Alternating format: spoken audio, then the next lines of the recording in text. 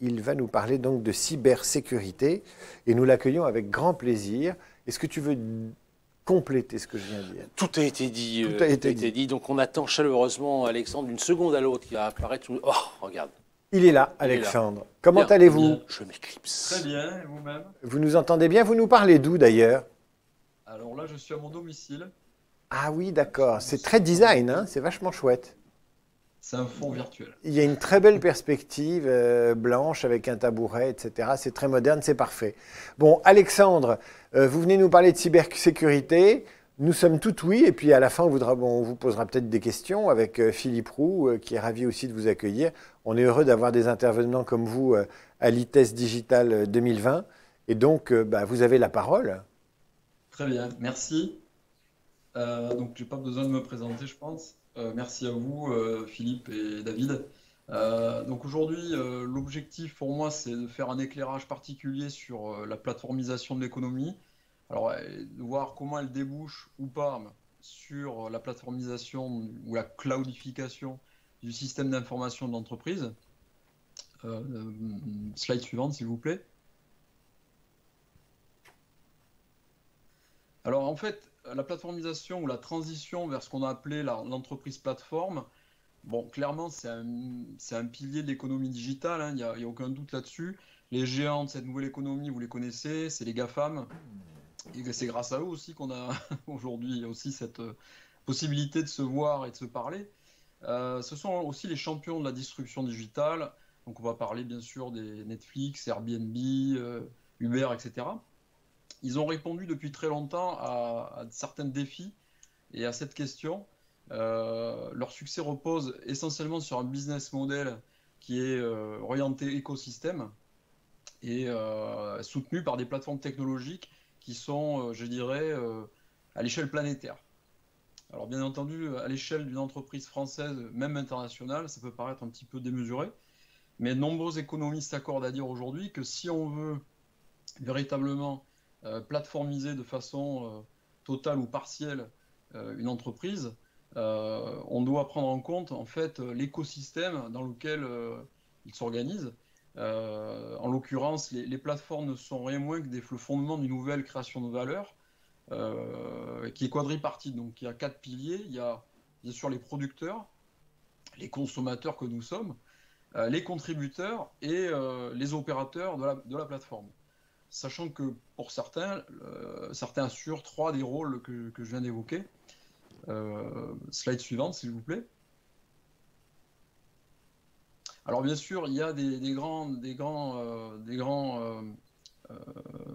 tendances, des grandes tendances et des grands domaines. Alors si vous pouvez avancer sur les slides peut-être pour compléter, voilà, jusqu'en bas, merci. Voilà, donc on va retrouver, continuer encore, trois clics, merci. Voilà, donc on va retrouver effectivement des grandes tendances que sont l'Internet des objets, l'émergence de la 5G, la complexification des organisations, pas seulement due à des effusions et des acquisitions, mais également liée à la complexification des infrastructures. C'est également l'émergence aussi de cyberadversaires qui sont hautement automatisés. C'est également ce mouvement vers le cloud qui s'est accéléré, surtout depuis le début de la pandémie et en ce moment. C'est aussi la volonté pour les entreprises de pouvoir coller aux réglementations, donc on parlait du RGPD, mais c'est surtout aussi de pouvoir assurer la croissance soutenue, même si effectivement il y a un impact certain pour certains secteurs d'activité, mais aujourd'hui il faut pouvoir assurer la croissance de l'entreprise sans être freiné par d'autres éléments de l'infrastructure ou par des choix informatiques. Voilà, merci. Slide suivante. Alors 43, qu'est-ce que c'est? Enfin, à cliquer. Voilà, 43 millions de téraoctets de données générées par jour. C'est le nom, c'est faramineux, c'est quelque chose d'incroyable. Et aujourd'hui, le nombre de périphériques, d'objets connectés sur Terre est plus important que la population totale de la Terre. Et ce n'est que le début. Et le pourcentage de cyberattaques réussies et réalisées en mode ce qu'on appelle fileless, sans fichier, donc sans que vous receviez une pièce jointe par exemple, entre 2019 et 2018, un accroissement de l'ordre de 265%. C'est tout à fait faramineux. Et c'est avant, bien sûr, la pandémie. Slide suivante. Et bien sûr, oui, on a cet événement incroyable qui nous a tous touchés, qui est la Covid-19. Slide suivante. Et qui pose, bien entendu, de nouvelles problématiques. Si vous pouvez cliquer, s'il vous plaît. Donc, bien sûr, il y a une enquête qui a été faite. Alors, on peut en rire, on peut aussi en pleurer peut-être. Mais l'idée, c'est de comprendre qu'aujourd'hui, 76% des employés au bureau, ou qui étaient au bureau dans le monde, veulent travailler à domicile après la pandémie. Donc, c'est tout à fait significatif. Ça traduit aussi le fait que le travail à domicile, le télétravail, se généralise avec la pandémie et les entreprises sont désormais confrontées à de nouveaux risques tels que, bien sûr, les différents éléments que je vais évoquer dans la slide suivante. D'abord, la nature des métiers change. 94% des entreprises aujourd'hui utilisent le cloud. Alors pour une, ou pour deux, ou pour 10, ou pour 15%. Voilà. Ensuite, pour la mobilité, 42,5% des utilisateurs seront mobiles d'ici 2022. Donc c'est tout à fait important et à cause du Covid, ce pourcentage est amené à augmenter significativement d'ici la fin de l'année et l'année qui suit. Et enfin, dernier élément qui représente, je crois, un shift au niveau de la façon dont on voit la digitalisation, c'est les bureaux distants et les points de vente. Depuis 2018, le piratage des systèmes de paiement a dépassé celui de la copie de carte de crédit. Donc, ce qui montre bien encore une accélération de la digitalisation. Slide suivante, voilà, vous pouvez passer à la station. Merci. Alors, quelles sont les nouvelles menaces? Alors, elles sont polymorphes. Ce ne sont pas forcément des menaces nouvelles. Slide suivante.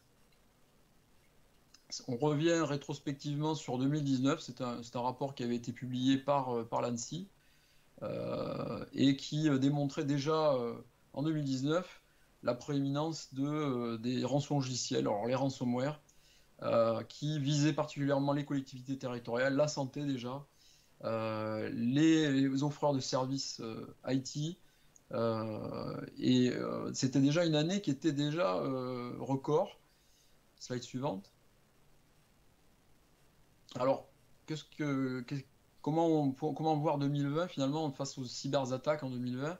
C'est 2019, je dirais, en pire, malheureusement, avec l'augmentation de l'insécurité IT, des bases de données qui sont exposées.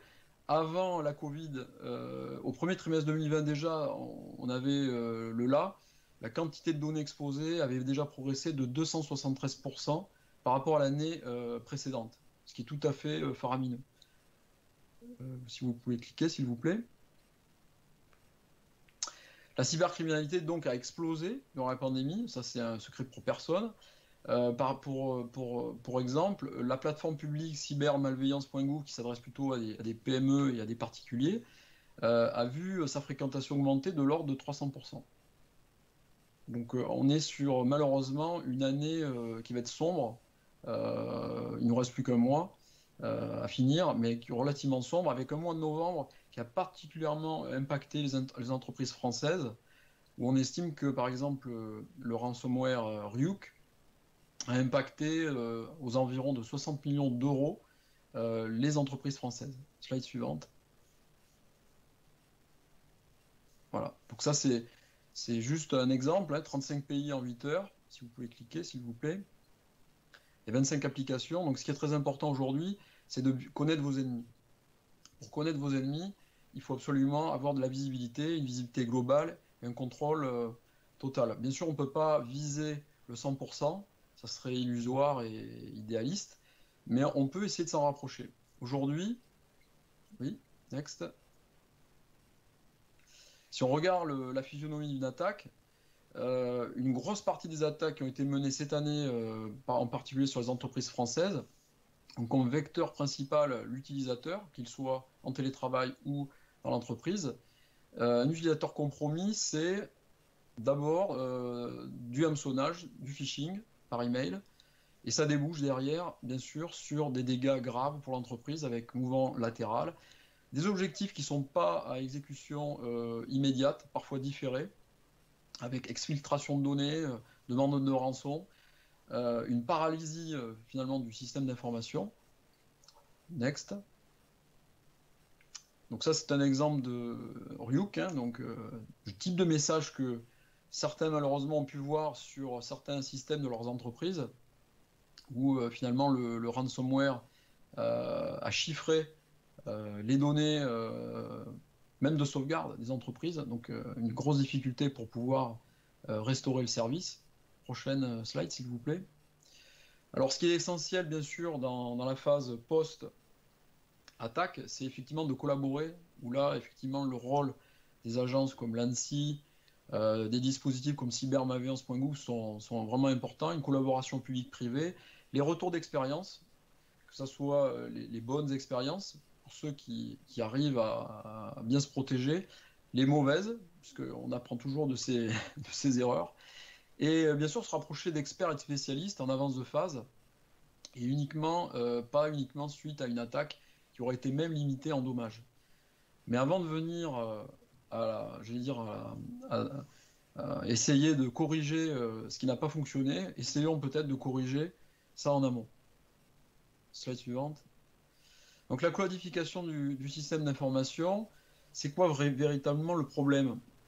En fait, le problème, c'est qu'aujourd'hui, par rapport à la transformation numérique, on a une inadéquation à la fois des métiers par rapport aux défis qui sont face à nous, en fait, par rapport à la transformation du système d'information. Donc si on regarde ça de plus près, slide suivante, on se rend compte de quoi? On se rend compte que finalement, l'infrastructure de cybersécurité fait partie intégrante de l'infrastructure globale de l'entreprise. Et à ce titre, elle doit vraiment être à l'agenda à la fois, bien sûr, des RSSI, ça c'est évident, mais des DSI et aussi des directions générales. Et je dirais malheureusement, ça n'a pas forcément été le cas tout le temps. Et comme on le voit sur cette image, j'ai beau avoir un bateau super équipé avec sonar, radar, etc. Si j'ai quelques faiblesses dans la coque, je peux très vite couler. Voilà, slide suivante. Donc ça, c'est pour illustrer un peu mon propos. C'est un sondage qu'on a réalisé lors du dernier CISO Summit. Donc ça regroupait 92 RSSI de grandes entreprises européennes, où on leur demandait quels étaient finalement vos plus grands défis pour l'année 2020. Premier grand défi, c'était de suivre la cadence de l'activité de l'entreprise. D'essayer toujours de pouvoir mettre en service de nouveaux services IT pour les utilisateurs et d'être bien sûr de suivre la cadence des métiers. Deuxième élément, fournir des fonctions de sécurité qui soient consistantes dans le cloud. Et ce terme de consistance, si vous pouvez cliquer s'il vous plaît, était aussi un souci d'inquiétude, c'est-à-dire la consistance des contrôles en termes de sécurité et la consistance de la visibilité sur l'ensemble des périmètres de déploiement, dont le cloud.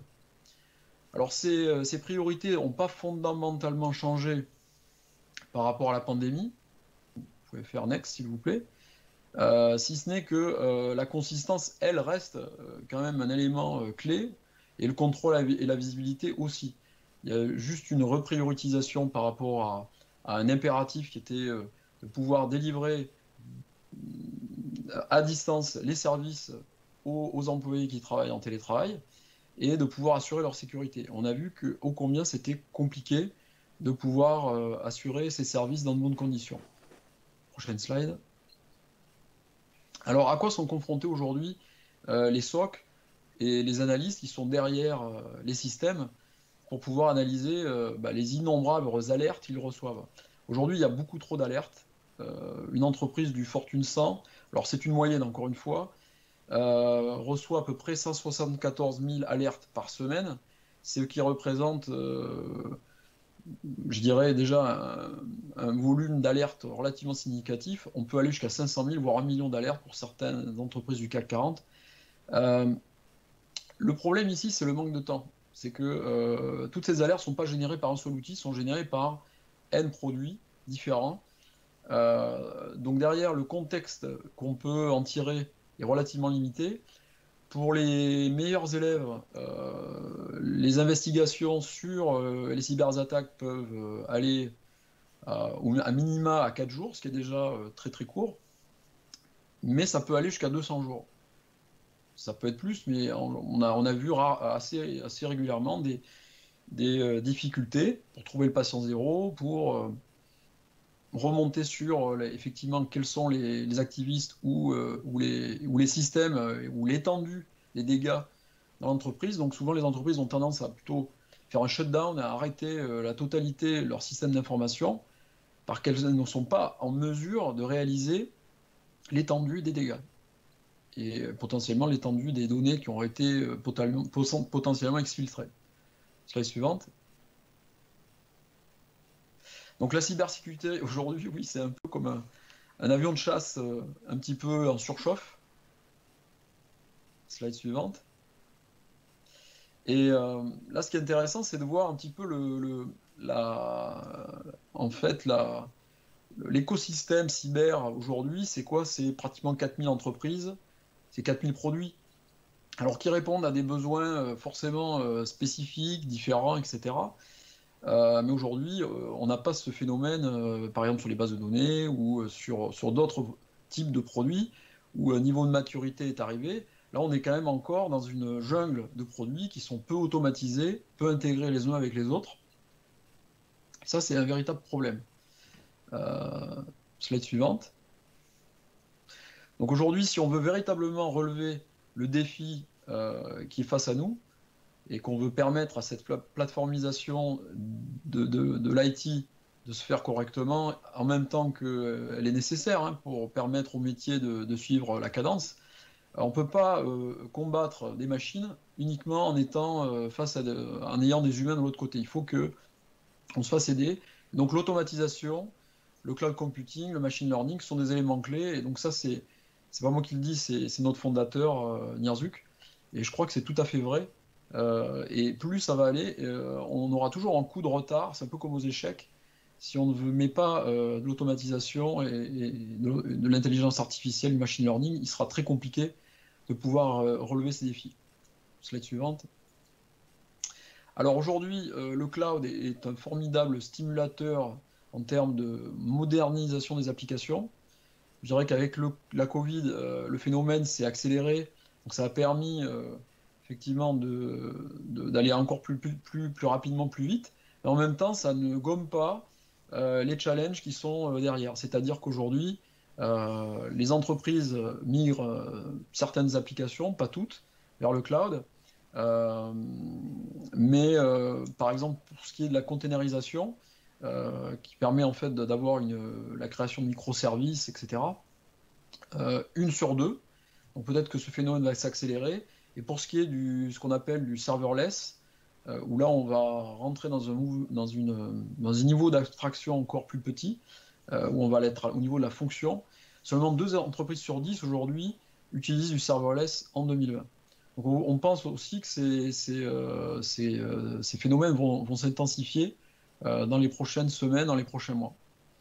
Slide suivante.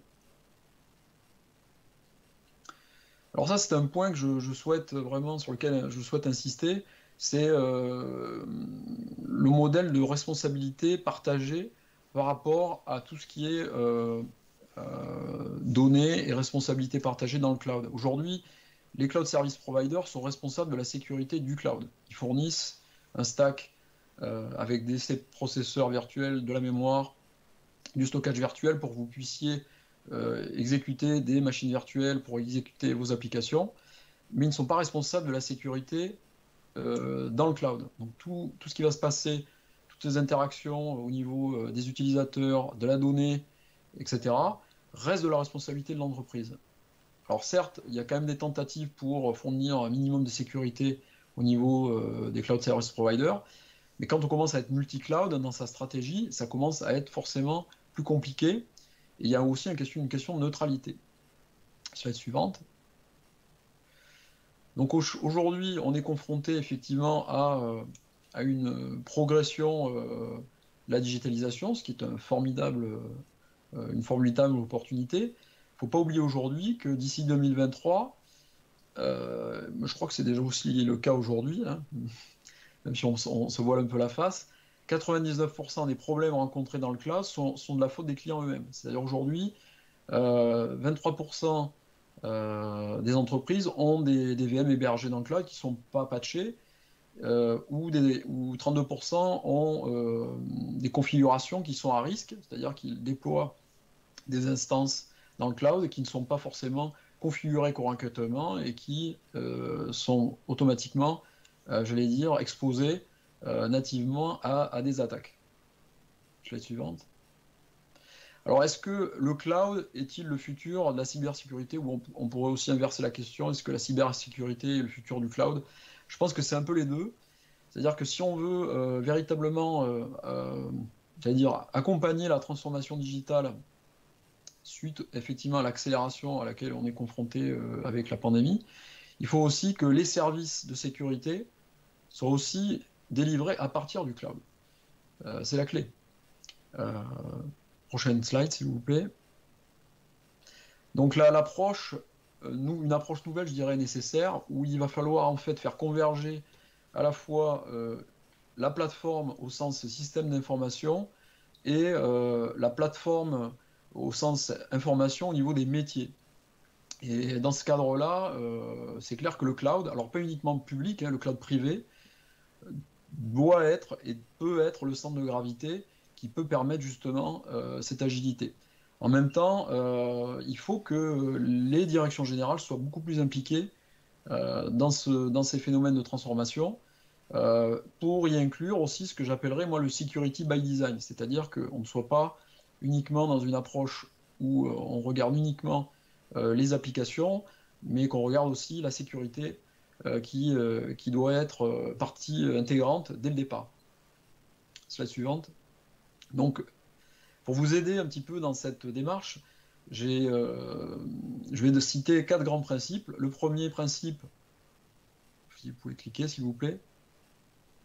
Le premier principe, c'est le Shift to Left Security.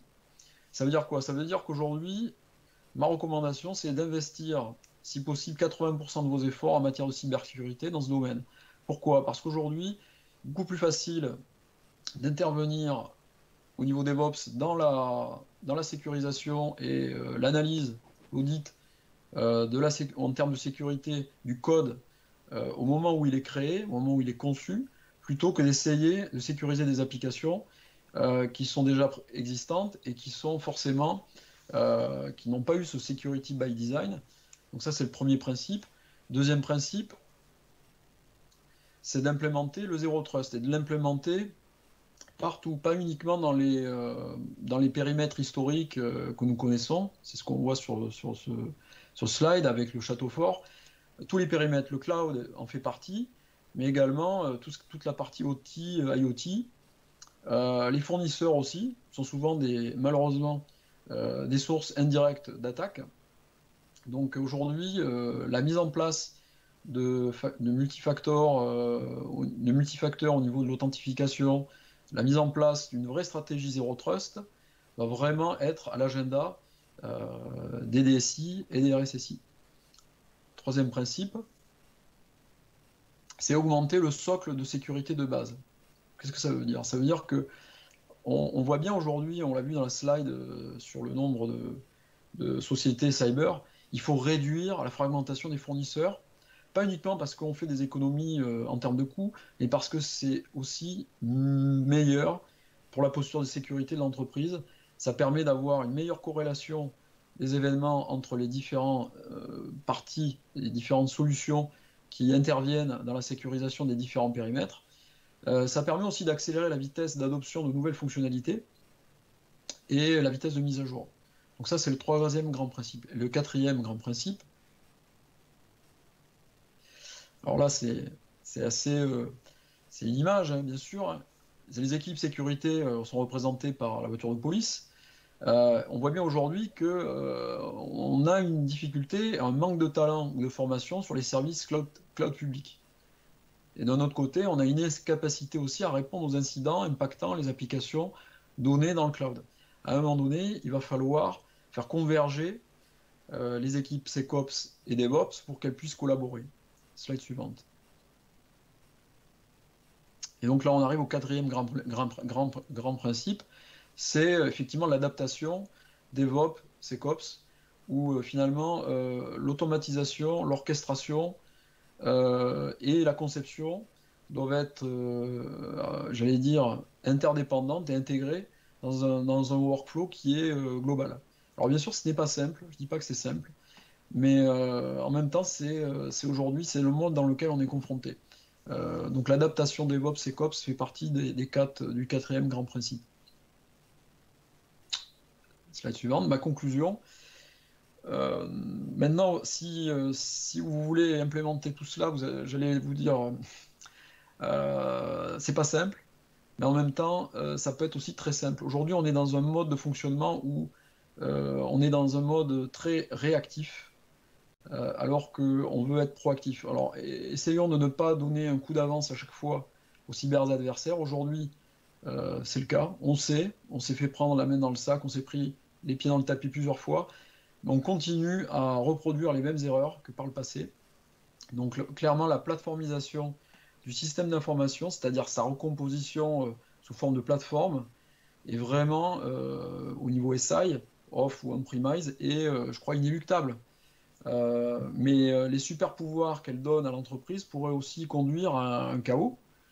Reste à vous aussi à analyser aussi son fort potentiel et s'il est mis en direction d'une réflexion nouvelle sur une adéquation entre les plateformes métiers et les plateformes SI, on peut véritablement aller à la même vitesse. Slide suivante. Donc, en tant que DSI, vous avez un rôle central, bien sûr, dans l'évolution j'allais dire, pas des mentalités, mais oui, des mentalités et de la gouvernance, puisqu'aujourd'hui, pas mal de ces informations maintenant remontent aux directions générales, et il est important que ces informations en termes de plateformisation du SI versus plateformisation des métiers puissent finalement se rencontrer. Donc le DSI a un rôle central. Slide suivante. Voilà, donc on retrouve encore cette jungle de produits et de sociétés. Encore une fois, c'est une formidable, j'allais dire, opportunité, la transformation digitale. La Covid nous a permis, indirectement, c'est le côté positif, excusez-moi, mais de voir aussi qu'on n'était pas prêt à accélérer. Ça nous a forcé à accélérer pour pouvoir confronter nos systèmes aux vrais enjeux, aux vrais challenges, aux vrais défis. Si vous pouvez appuyer. Donc, de mon point de vue, seule une cybersécurité sous forme de plateforme est capable de réagir et d'être prête à relever ces défis-là. Slide suivante, s'il vous plaît. Voilà, slide suivante. Et oui, une année 2020 forcément très difficile pour la plupart d'entre nous, qui va se terminer comme elle a commencé. 2021, eh bien finalement, je dirais, ça va vraiment dépendre de vous et des choix stratégiques que vous souhaitez mettre en place. Rappelez-vous des 4 grands principes que j'ai énoncés. En replay, vous pourrez aussi les revoir. Et je vous invite aussi à relire certaines publications sur le Zero Trust, dont John Kindervag est l'inventeur, qui fait partie aujourd'hui de la société Palo Alto Networks. Ils sont tout à fait instructifs sur la façon de justement implémenter le Zero Trust partout, y compris dans l'hypothèse de la codification du SI. Je vous remercie. Merci Alexandre pour cette présentation qui met un petit peu le frisson quand même. Il y a toujours quelqu'un qui doit plomber l'ambiance dans une réunion. Oh bah oui, il n'a pas plombé. Bah non, il n'a pas plombé. Je veux dire, pour être optimiste, il faut connaître les dangers. Connaissons nos ennemis. Exactement, nos ennemis. Et voilà, mais bon, la tendance va s'aggraver quand même. C'est clair. La tendance va s'aggraver, moi c'est ce que j'entends, et c'est tous les signaux d'ailleurs. Hein. Plus on utilise, plus on communique avec nos outils, plus il y a du boulot. 265% d'augmentation, c'est quand même pas rien du tout. Hein. C'est un sujet à prendre à cœur. Deux, trois petites questions à vous poser, Alexandre. On parle, et vous avez parlé du ransomware. Moi, je voudrais savoir, en fait, on en parle de plus en plus. Ça paralyse des pans entiers de l'économie, le secteur public, les hôpitaux, les entreprises. Est-ce qu'aujourd'hui, c'est encore une activité criminelle ou est-ce que c'est une activité d'État pour nuire? Parce que comment est-ce qu'on fait pour se remettre d'un ransomware? Est-ce que le fait de payer la rançon vous dédouane des inconvénients? Donc, où est le business model du ransomware? Le business model, en fait, il peut être multiple, mais à la base, l'objectif, c'est d'abord de bloquer certains secteurs d'activité. La rançon, souvent, n'est qu'un prétexte pour pouvoir exfiltrer des données. Donc, surtout en ce moment, avec l'arrivée des vaccins, etc., le secteur de la santé pharmaceutique est très visé. Mais clairement, on se retrouve souvent des groupes d'activistes, voire des États. Alors, je ne parlerai pas d'États voyous, Non. n'ayons pas peur des mots, qui sont derrière. Donc, souvent, les États sont derrière certains de ces groupes d'activistes. Et ces groupes d'activistes, finalement, ont pour objectif de paralyser certains secteurs d'activité à des fins mercantiles. Voilà, on peut parier à la baisse sur un secteur d'activité, on peut parier à la hausse. Je ne vous fais pas un dessin. Et derrière, bien sûr, il y a toujours des victimes. Il y a les victimes qu'on connaît et les victimes qu'on ne connaît pas. Voilà, aujourd'hui, pour résumer, le ransomware n'est qu'un véhicule, n'est qu'une arme. Mais derrière, il y a une multitude d'activistes et une multitude de groupes. Aujourd'hui, ces groupes ne sont pas juste des personnes derrière des PC à vous attendre et qui visent, j'allais dire, un petit peu au hasard. C'est des attaques ciblées. Donc voilà. Et quand on veut arriver à ces faits, on y arrive, à condition bien sûr qu'on ait mis en place ou qu'on n'ait pas mis en place justement des dispositifs pour rationaliser et pour plateformiser justement les outils de cybersécurité. Si on ne fait pas ça, on s'expose forcément beaucoup plus à des attaques. Tout à l'heure, on avait une intervention fort brillante d'Alexandre Cadin, qui lui prônait l'AI for good. Donc vous avez expliqué tout à l'heure que l'AI pouvait être un moyen pour augmenter la parade, mais c'est peut-être aussi un moyen pour les malfaisants d'augmenter les attaques. On est toujours dans la course des gendarmes et violeurs, des cow-boys et des Indiens. Donc l'AI là-dedans, est-ce qu'elle ne sert pas les deux camps? L'AI sert dans les deux camps, c'est vrai. Mais en même temps, aujourd'hui, si on regarde quelles sont les entreprises ou les sociétés ou les fournisseurs qui sont capables de vraiment utiliser l'AI pour pouvoir combattre des cyberattaques, il y en a peu. Beaucoup prétendent le faire, mais en fait, en réalité, c'est assez complexe parce qu'il faut arriver justement à connecter les différents points. L'infrastructure IT n'est plus juste un data center privé dans un centre de données. Le périmètre est complètement éclaté en différents points, dans le cloud, sur des postes de travail qui sont à la maison, etc.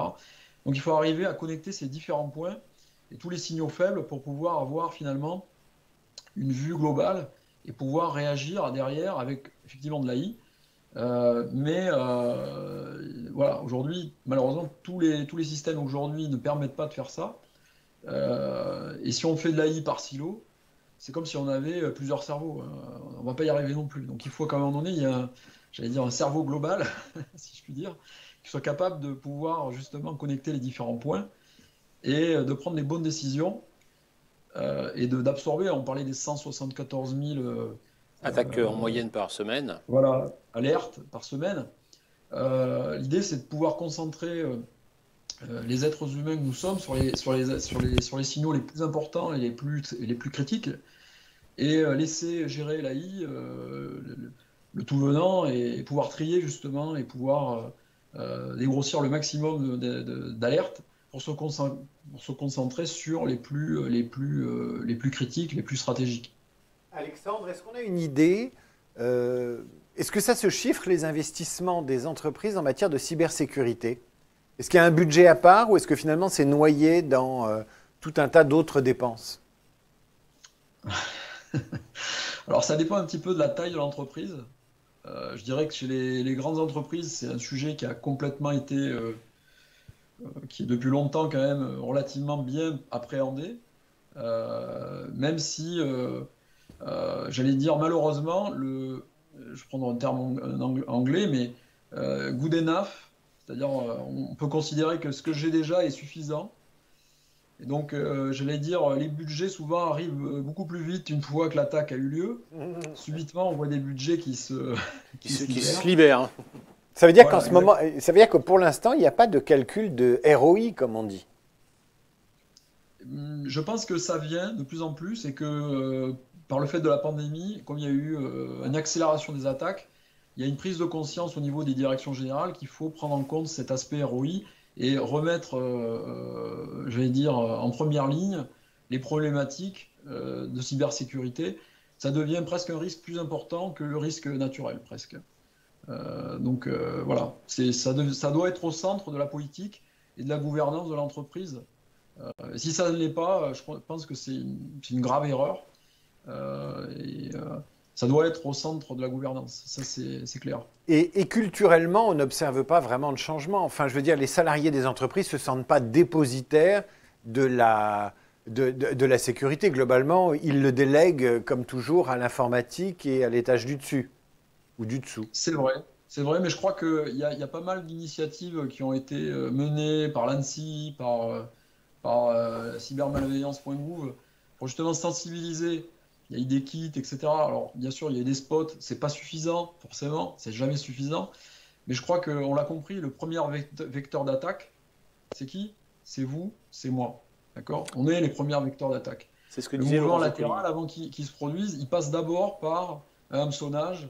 Souvent, je crois que c'est 60-70% des attaques par ransomware ont démarré par du hameçonnage, par un email frauduleux que vous avez reçu, etc. Donc je pense qu'il y a énormément de travail sur la sensibilisation et l'éducation des utilisateurs. Si on commence en parallèle à faire ça, en plus de plateformiser la partie cyber de l'autre côté, on aura forcément une surface d'attaque qui va se réduire fortement. Ça sera beaucoup plus difficile pour les cyber-adversaires de réussir, ou en tout cas ils seront bloqués beaucoup plus tôt ou au milieu de la phase d'attaque. En fait, la meilleure évangélisation, c'est d'être attaqué soi-même de façon domestique pour être vigilant au bureau. Moi, j'en reçois tous les jours. Ma banque me demande de lui redonner un numéro. PayPal me redemande de lui donner un truc. Et c'est comme ça que je deviens vigilant à peu près. Enfin, c'est en étant attaqué personnellement que je deviens personnellement conscientisé pour mon bureau. Absolument. D'ailleurs, les entreprises aujourd'hui ont leur propre red team, c'est-à-dire ou alors elles délèguent ça à des sociétés tierces pour pouvoir simuler des attaques, ou en tout cas faire un diagnostic d'exposition en termes d'attaque, parce que souvent c'est quelque chose qui n'est pas fait. C'est comme quand vous faites le diagnostic dans un appartement, vous regardez s'il y a des risques, d'accord? Bon, c'est un petit peu un raccourci, mais aujourd'hui, c'est malheureusement pas ce qu'on fait dans les entreprises. Il faut être confronté à des vraies attaques. Alors, on va prendre des gentils qui vont essayer de regarder s'ils peuvent trouver des failles dans le système d'information de l'extérieur. Ça va permettre après de mieux se préparer à de vraies attaques qui, elles, seront, par des bad guys. Merci. Merci Alexandre. Je crois que c'était très complet. Vous avez des lunettes de soleil, Alexandre? Non, je n'ai pas de lunettes de soleil. Ah, ça fait un peu lunettes de soleil à travers l'écran, ça fait un peu espion, ça fait un peu bureau des légendes. Hein. Ah si, il y a un côté comme ça. Puis avec ce décor, c'est un good guy. Avec ce décor minimaliste là, je trouve inquiétant quand même. Non, il n'est pas inquiétant du tout. C'est un protecteur de l'humanité. Vous êtes sûr que c'est pas un agent double? Non. Ah bon, d'accord. Bon, alors salut Alexandre. À bientôt. Merci. À bientôt.